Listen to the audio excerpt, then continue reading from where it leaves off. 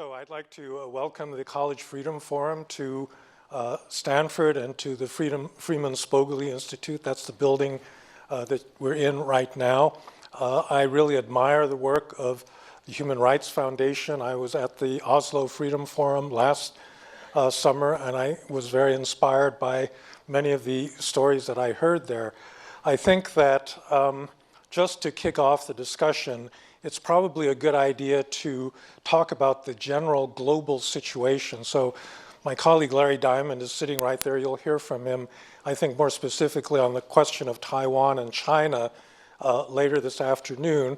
But if you are a careful reader of Larry's writings, you'll know that he's been telling us for some years now that we're in the midst of a democratic recession.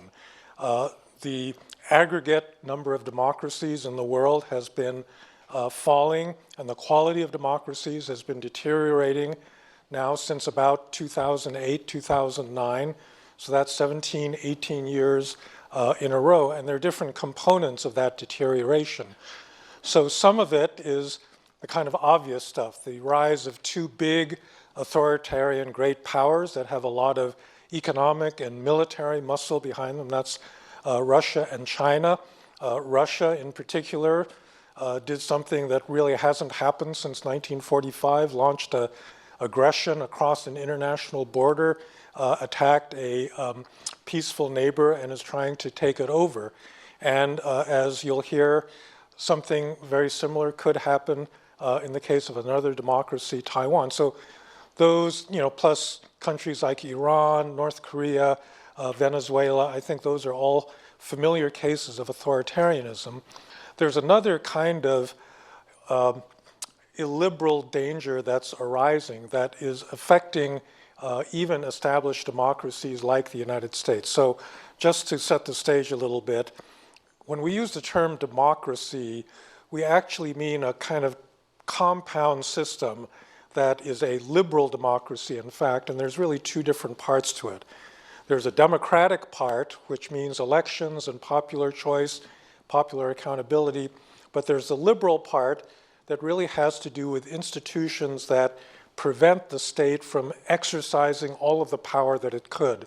They do this through the rule of law, through constitutional checks and balances, and these two parts of a liberal democracy can be mutually supportive, but sometimes they can be at odds. And I think that the kind of problems we're seeing with the rise of populist nationalism in places like India, in the United States, in Hungary, and Turkey, and other places, is where the democratic part attacks the liberal part. That is to say, you have an elected leader who does have a democratic mandate, and that leader steps up and says, I embody your will, you the people elected me, and now these judges, these bureaucrats, these people in the media are standing in the way of my accomplishing what you wanted me to do. And for that reason, they begin to undermine the rule of law. They weaken those institutional checks on power. Now, that's actually eventually connects to the democratic part as well, because one of the things they use this unbounded power to do is to make sure they never lose another election by manipulating the rules and so forth. And right now what we're seeing is this curious alliance between countries that ideologically shouldn't have much to do with each other, Russia, China, Iran, North Korea. They're all ideologically quite different, but they see that there's something that they don't like about precisely those Western freedoms that are guaranteed by a strong rule of law, and they're collaborating very vigorously to try to weaken our commitment to those freedoms internally. And I would say the one thing that, so I grew up during the Cold War, so I'm familiar with the struggle against authoritarian government.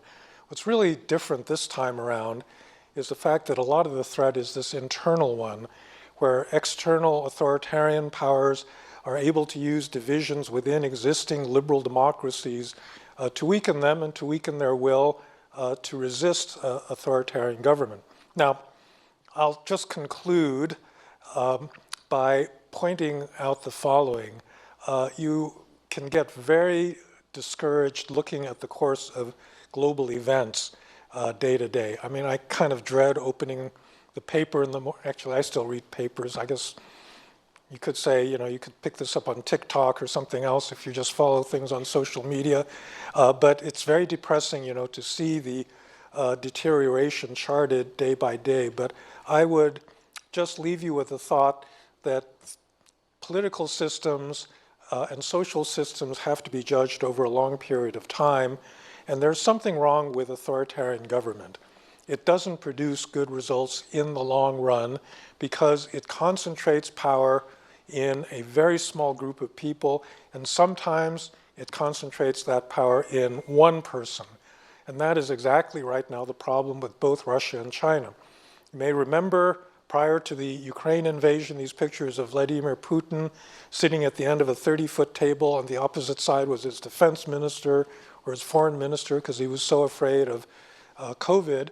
And he basically is the only decision maker in that country, and it's only that kind of an authoritarian system that can produce a disaster like the invasion of Ukraine. Similarly, in fact, I have a colleague, she's an Chinese-American professor, teaches in this country, but she spent a fair amount of time in the last year in Shanghai just describing what it was like to live under zero COVID. And again, this is a policy that could only be done not just in an authoritarian country, but in an authoritarian country where there's only one decision maker whose word means anything.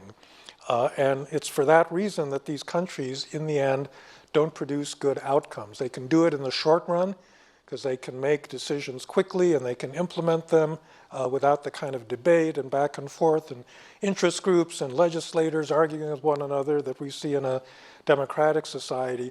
But in the end, it's not a healthy system, and it's particularly not a healthy system for those individuals that actually, as human beings, want to have greater freedom to speak, to associate, to believe what they choose to do and not what the government wants.